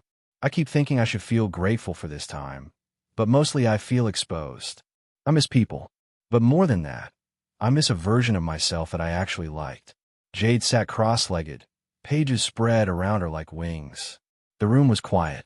Warm light spilled through the window. Outside, a dog barked, a leaf blower hummed faintly. She could have gone her whole life never revisiting these pieces of herself. But today she did, and it was a revelation. Not a shame, not a failure, but a thread, a through line. The woman she had always been trying to become the woman she now was. Even in the chaos, even in the bad spending, even in the confusion, she had always been reaching, trying to listen, trying to stop, try to come back to herself. This year, this no-spend journey, wasn't a reinvention. It was a return. Day 253. Old words, new eyes. I thought this year was about learning something new. But today I realized this was about remembering. I already knew I was lost. I already knew the shopping was noise. I already knew the stillness scared me. I had written the truth long before I had the courage to live it. I don't need to become a new person. I just need to trust the one I've always been trying to get back to. She gathered the journals, now loose and open around her like the petals of an old memory. She didn't hide them away this time. She placed them in a woven basket next to her desk, made a small sign, proof of progress. Because they weren't shameful. They were sacred. Markers on the road. Proof that healing wasn't linear, or aesthetic, or easy. It was cyclical, layered, quiet. It was buying a candle in 2018 to stop the panic, and refusing to buy one in 2023 because peace no longer came in jars. It was spending $70 on brunch to feel connected, and later, finding deeper connection in a free library and a homemade soup. It was journaling a cry for help in the margins of a page. And now, journaling a victory no one but her would see. That night, she made tea and sat at her desk. She wrote a letter to her 2018 self. Dear you, you're not weak. You're not broken. You are not selfish for wanting comfort. You are doing the best you can with what you know. But let me tell you this. The day will come when you don't need the dopamine hit to feel okay. The day will come when silence won't scare you. The day will come when you feel proud of the life you've built. Not because of what you bought, but because of what you reclaimed. That day is now. Keep writing. I'll meet you there. Love. Me. She sealed the letter, folded it, placed it in the pocket of her oldest journal. A time capsule for the soul. There was a time when Jade's browser had always been open to a tab labeled Save for Later. It lived in her Amazon account like a hidden drawer. Dozens, sometimes hundreds, of items she hadn't bought. Not yet. A kind of digital purgatory for potential selves. The enamel camping mug she imagined using on a minimalist picnic. The hardcover poetry collection with a linen cover. The yoga mat in sage green. The natural shampoo that promised clarity and shine and vibrations.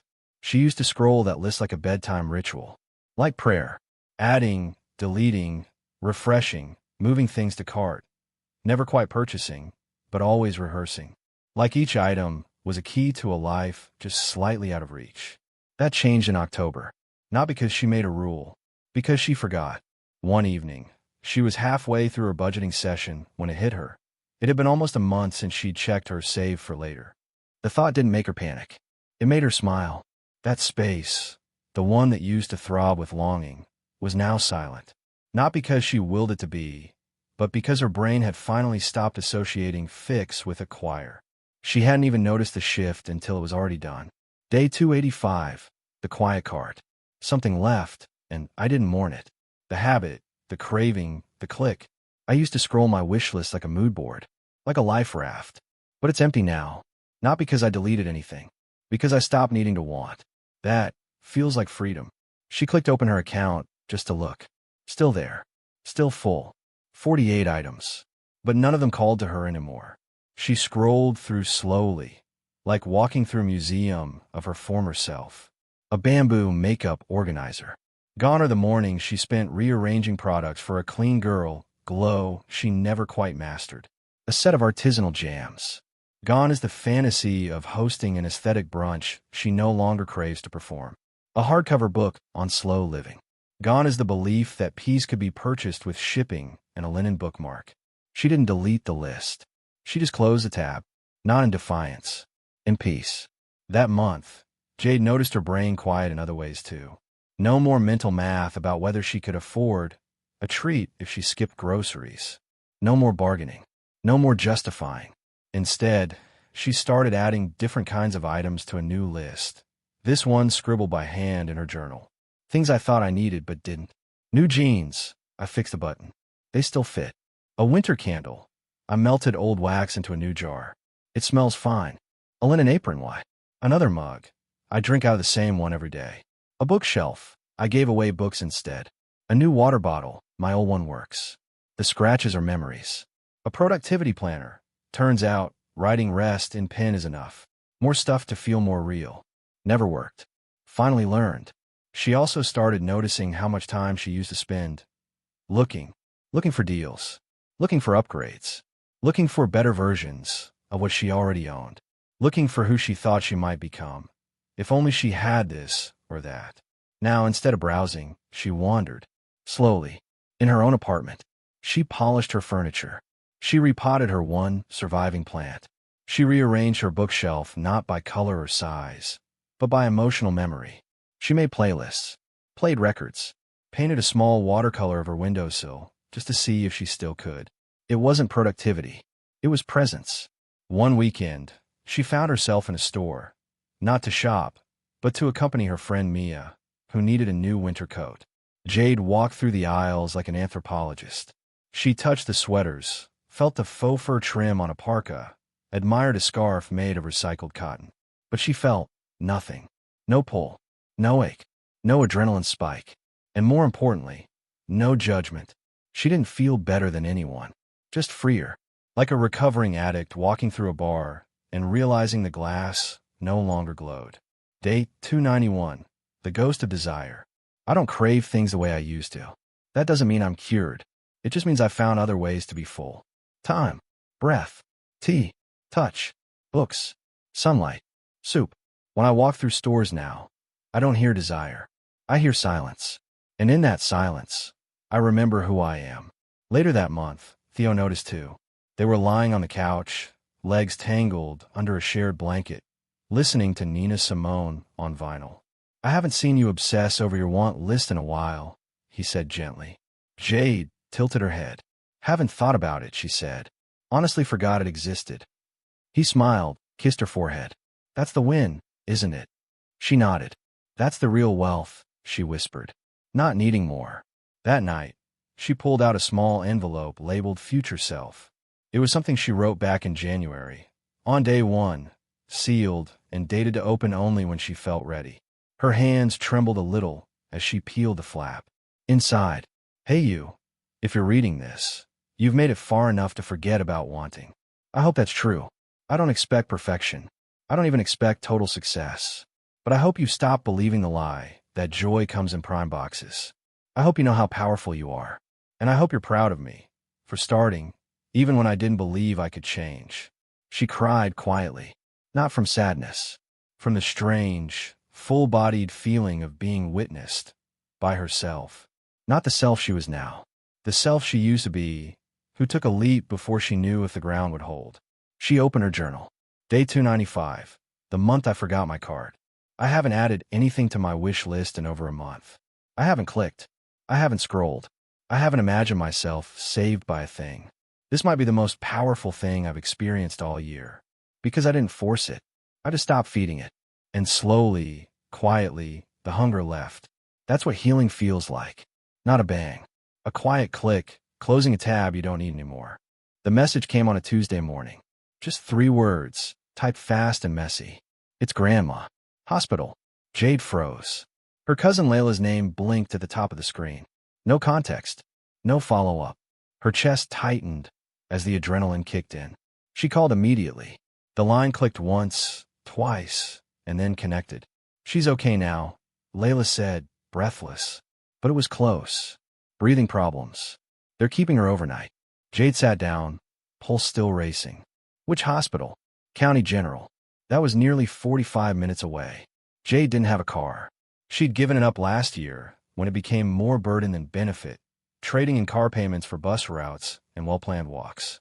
She checked the bus schedule. 2 transfers. An hour and 15 minutes. She checked Uber.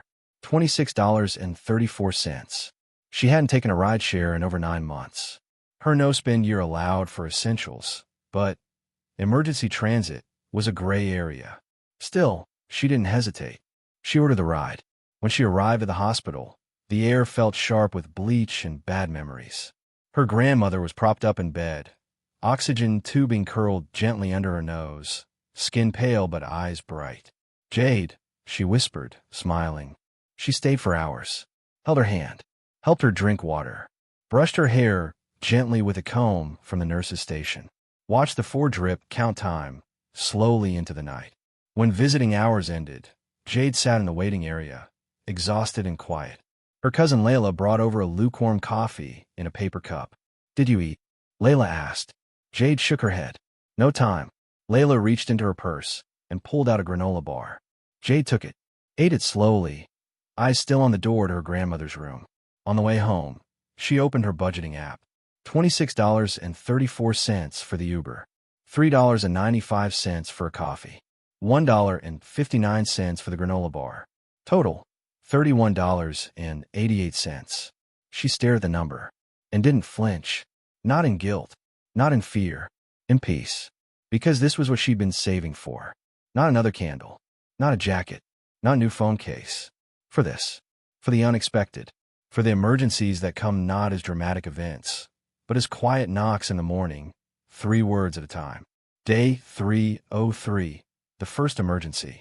Today, I spent $31.88 without spiraling. No panic, no self-loathing.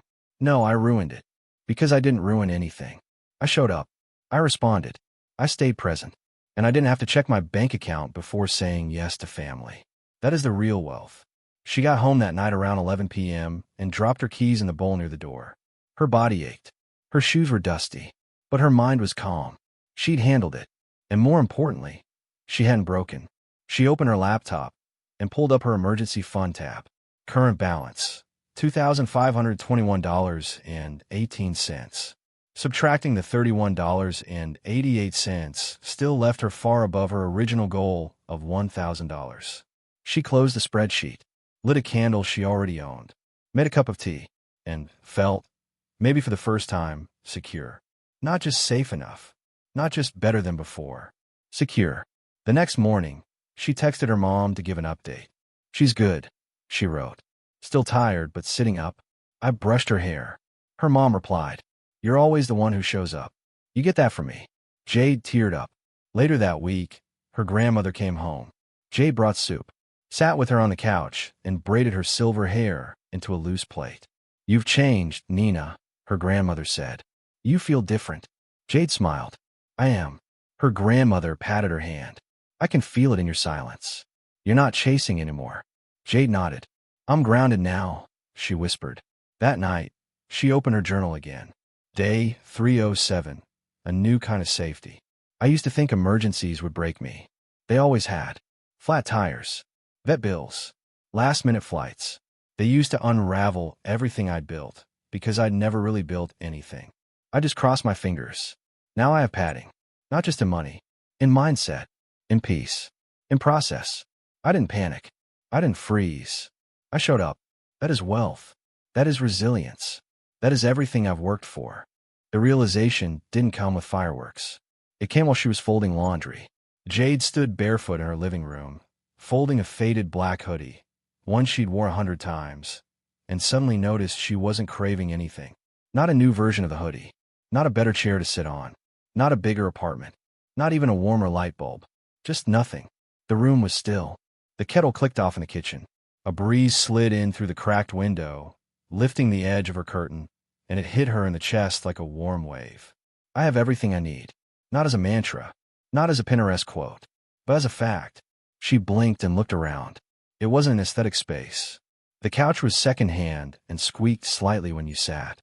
The rug had a coffee stain from a week she didn't want to remember. The plant in the corner was half thriving, half begging for water. But it was hers, and she didn't need to fix it. She didn't need to fix anything. Day 314. Enough. There is a stillness here I never thought I'd earn. A peace that isn't flashy. It doesn't come in the form of a perfect room or flawless skin or a bank account with 6 zeros. It comes when I realize I'm not in deficit. Not emotionally. Not physically. Not spiritually. I am not lacking. I am enough. My life is enough. She made tea, sat on the couch with her knees pulled to her chest, the cup warming her palms, and exhaled. A full exhale, the kind that emptied her lungs all the way. And she began noticing all the little ways she no longer reached. No more wandering through drugstore aisles to feel alive. No more saving screenshots of curated kitchens or minimalist capsule wardrobes she couldn't afford. No more guilt when she ate the same dinner 3 nights in a row because it was nourishing and simple. Even her phone had changed. Where there used to be shopping apps, there were now budgeting tools, meditation playlists, and a notes app filled with ideas and affirmations. Where there used to be online wish lists, there were now journal entries about presents. The transformation had happened so slowly she almost didn't notice. But now that she did, she could feel it like a hum in her bones. Sufficiency. Theo came over that evening. He brought lentil stew and wore his threadbare hoodie with the tiny hole in the sleeve. "Sorry I didn't bring wine," he said, placing the food on her table. "Are you kidding?" She laughed. "You brought dinner. You win." They ate cross-legged on the floor, surrounded by quiet music and candlelight. No fancy table. No napkins. Just 2 people who knew they were exactly where they were supposed to be. Halfway through the meal, Theo looked up. "You seem different," he said. Jade raised an eyebrow. "Good different." He nodded. "Peaceful. Like, you're not chasing anymore." She chewed slowly and smiled. "I'm not." "Did something happen?" She looked around the room. The dim lamp. The chipped mug on the shelf. The stack of library books.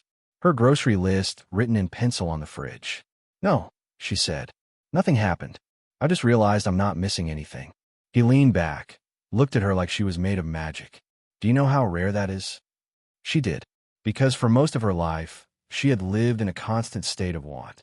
The silent ache of always reaching, always imagining a version of herself that lived better, looked better, achieved more. And now that noise had faded. Not silenced by force. Silenced by enoughness. Later that night, after Theo left, she opened her journal. Day 315. The absence of hunger. For the first time in my adult life, I do not feel the hunger. Not physical, not emotional, not spiritual.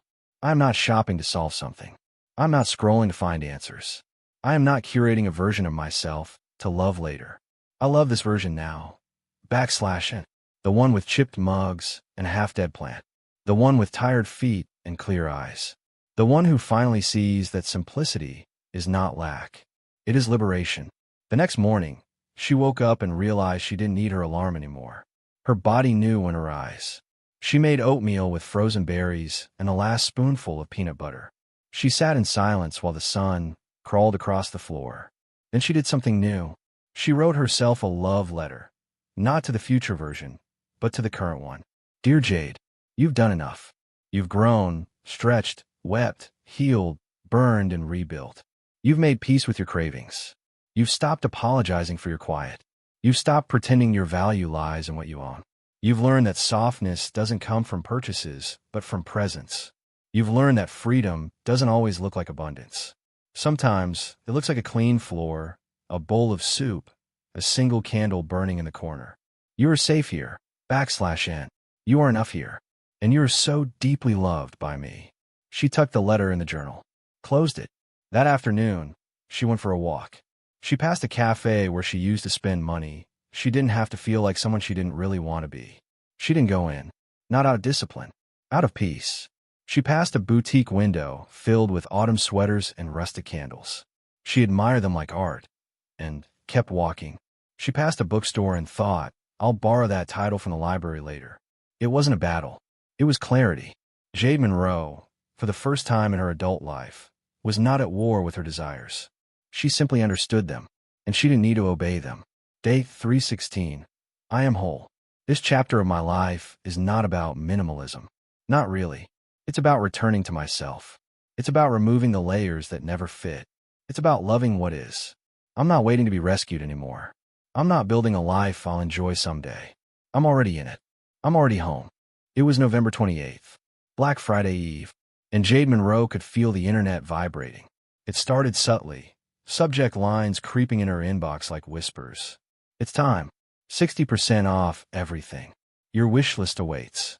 Treat yourself this holiday weekend. You deserve it. She deleted the first few, then the next 10. Then she scrolled and realized she was getting more emails in one day than she had in months. Her inbox, usually quiet and curated, now resembled a carnival, a screaming match, a parade of promises that all said the same thing. You are not enough, but we can fix that. By noon, she had unsubscribed from 15 newsletters. By 2 p.m., she'd logged out of Instagram and TikTok. The flood of holiday hauls, gift guides, and must-have product rundowns was beginning to claw at the edges of her peace. She didn't want to feel the itch, but it was there, even after everything. Even after the spreadsheets, the pantry wins, the journal entries about enoughness. Even after the walk past the boutique she didn't go into, the love letter she wrote to herself, the tears she'd shed over her past selves. It was still there. That old whisper. You're missing something. Everyone else is celebrating. Why are you sitting still? She didn't want the things. Not really. But she wanted the feeling, the belonging, the participation, the permission to join in. And on a day like today, where every ad was engineered to trigger that need, even the strongest walls began to crack. Day 328. The noise. I feel again. That pull. That murmur under my skin. Everyone else is doing it. You've been so good all year. It's just one thing. But I've learned something. The itch isn't for the thing. It's for the escape. And I don't want to escape anymore. I want to stay. Still, that night, she did something she hadn't done in nearly a year. She opened her save for later card. 48 items. All untouched. She scrolled through them slowly. The artisanal candle. The linen journal. The vintage record player. The clay mug from a ceramicist in the UK. A wool cardigan the color of dry leaves. A necklace shaped like a crescent moon. Each item was familiar. Old friends from a life of longing. She hovered over the add to cart button, not out of desire, but to see if it still had power. Her heart didn't race. Her palms didn't sweat. She simply felt aware. She remembered what it had once meant. The belief that these things would turn her into someone worth admiring. Now, they looked like costumes from a play she no longer wanted to audition for. She closed the tab. Then she stood up. wrapped a scarf around her shoulders, and walked outside. The night air was crisp and clean, the sky a velvety black, punctured with distant stars. She walked slowly, letting her breath cloud the air in small visible puffs. She passed shop windows filled with glitter and bows and sale signs the size of posters. She didn't go in. She didn't linger. She just walked, one hand in her pocket, the other gripping a thermos of leftover mulled tea she'd warmed on the stove. Day 329, the test. It's never about the thing. It's about the hole you think the thing will fill. But tonight, the hole isn't there. Just space. Just stillness. Just me. When she got home, her phone lit up with a text from Ray. Don't hate me. I bought you something for Christmas. Tiny. Intentional. You can't refuse it. Jade smiled. Okay. I accept. Only because it's from you. She added, after a moment. Can I make you a handmade gift in return? You better, Ray wrote. She set her phone down and looked around the room. Same furniture. Same thrifted lamp. Same chipped mug on the shelf. But she felt new. Wiser. Quieter. She walked over to her tiny desk, pulled out her journal, and wrote. Day 330, I passed. Black Friday came. I felt it. The ghost of a life I no longer live. The old hunger. The tug toward wanting. And I stayed with it. I didn't run. I didn't numb. I didn't buy. I walked. I breathed. I remembered. And then it passed. That's the thing no one tells you. Craving is not permanent. If you let it rise, it will fall. And what's left after it fades is not emptiness. It's power. That weekend, she made Ray a gift. Hand-bound a tiny book from scraps of paper and filled each page with quotes, sketches, memories, affirmations. On the cover, she wrote, You are already whole. She wrapped it in brown paper, tied it with twine, and slid a sprig of rosemary from her windowsill under the bough. It was the most beautiful thing she'd ever made. And it cost nothing, but it held everything. December 31st, day 365. Jade Monroe woke up to gray light pressing softly through her window, the kind of winter light that wrapped the world in quiet. The sky was thick with clouds. Her apartment was still, the heater clicking to life just once before falling silent again. She lay there under a thrifted quilt, wide awake, not moving, listening. It had arrived. The last day. 12 months of saying no, of letting go, of slowing down, of learning to want less and live more. She rolled over and picked up the journal on her nightstand. The same one she'd been writing in since day one. The corners were worn, the binding slightly cracked, pages full of ink and truth and tiny stains from teacups. She opened to the final page. A blank sheet. Waiting. She didn't write yet. Not yet. Instead, she got up. She moved through the apartment slowly, barefoot, as if walking through a sacred space. She made tea, poured it into the same chipped mug she'd refused to replace, the one that had become more of a companion than a cup, a reminder of her commitment, her restraint, her peace. She sipped it in silence. Let warm her. There were no grand plans for today. No party. No fireworks. No online countdowns or year-end haul videos. Just herself. Just the stillness. At 9:30 a.m., Ray showed up with 2 cinnamon rolls she'd baked from scratch and a crooked smile. Happy final day, she said, holding the container like it was a sacred offering. Jade hugged her tightly. They sat together on the couch, eating slowly, savoring every bite. So, Ray said, licking frosting off her thumb, what now? Jade leaned back, exhaled. I don't know, she said honestly. I haven't decided. No champagne and reveal moment. Ray teased. Nope, just this. Ray nodded. That actually sounds perfect. They watched the clouds shift across the window. Talked about the past year. The hard parts. The funny parts. The moments where Jade nearly gave up. And the moments where she realized she never would. Ray left around noon. Jade cleaned up quietly. She opened her laptop once, only to close it again. She didn't need to document this. Not for anyone else. This wasn't about followers, or likes, or content. It was about her, and the choice she made 364 days ago to stop outsourcing her joy. At 3 p.m., she lit her last candle, the one she'd been saving for this day. Vanilla and cedar, a little melted around the rim. Still good. The scent filled the room like memory. She took out her journal and sat at her desk, and wrote, Day 365, the last page. I did it. I spent 365 days without shopping for comfort, without chasing dopamine in packages, without curating a version of myself based on what I could buy. /N. I lived through birthdays without gifts, holidays without hauls, breakdowns without retail therapy. I faced silence and found music in it. /N. I faced boredom and found creativity. /N. I faced emptiness and found presence. /N. I learned what it means to stay. /N. To not numb, to not escape, to not buy my way out of discomfort. /N. I know what my real needs are now. /N. Connection, rest, nourishment, movement, curiosity, love. Not one of those things comes in a box. And now, I trust myself. Not perfectly, but deeply. I know I'll be okay, even when things get hard, because I've already proven that I can build a life out of less. A beautiful, sustainable, honest life. /N. And that is worth more than anything money can buy. She set the pen down, stared at the page. It was done. The chapter was closed. But strangely, it didn't feel like an ending. It felt like homecoming, like stepping into the life she was meant to live, not because it was minimal or aesthetic or frugal, but because it was hers. She stood and walked over to the window. The clouds had shifted slightly. The sun peeked through. In the distance, she could hear a neighbor's wind chime moving gently. At 6 p.m., Theo came over.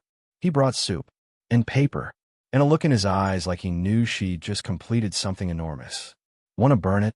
he asked. Jade blinked. "What?" He held up a metal bowl and a lighter. "Not the journal, just the pressure, the perfection, the parts that try to define you." Jade laughed. "You're such a poet. I learned from the best." Together, they tore a page out of a notebook. Not her journal, but one she kept for planning. The one with old to-do lists and rules written in capital letters. She wrote on it, "I don't need to prove anything to anyone anymore. I am already enough." Theo lit the match.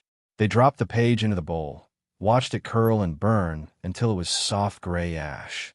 No applause, no dramatic music, just two people watching a chapter dissolve. Jade felt light. At 11:58 p.m., she sat on her floor, wrapped in a blanket, holding a cup of tea. She didn't turn on the TV, didn't count down, just watched the digital clock on her phone tick toward midnight. At 12 a.m., she smiled, then whispered to herself, "Happy New Year." No purchases, no resolutions, no punishments, just grace, just her.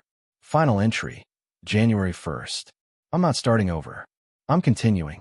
With care, with clarity, with softness. I may spend again. I may buy a dress. I may order takeout with Ray on her birthday.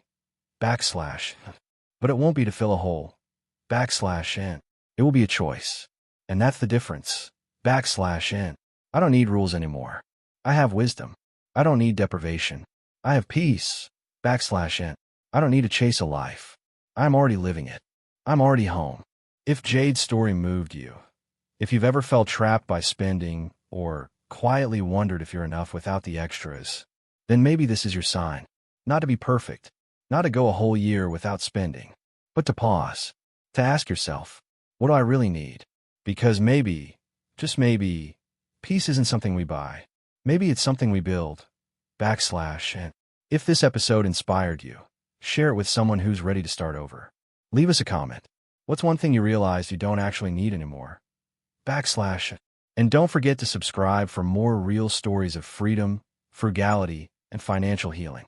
We drop new episodes every Saturday, dollar by dollar, because every small choice builds a better life.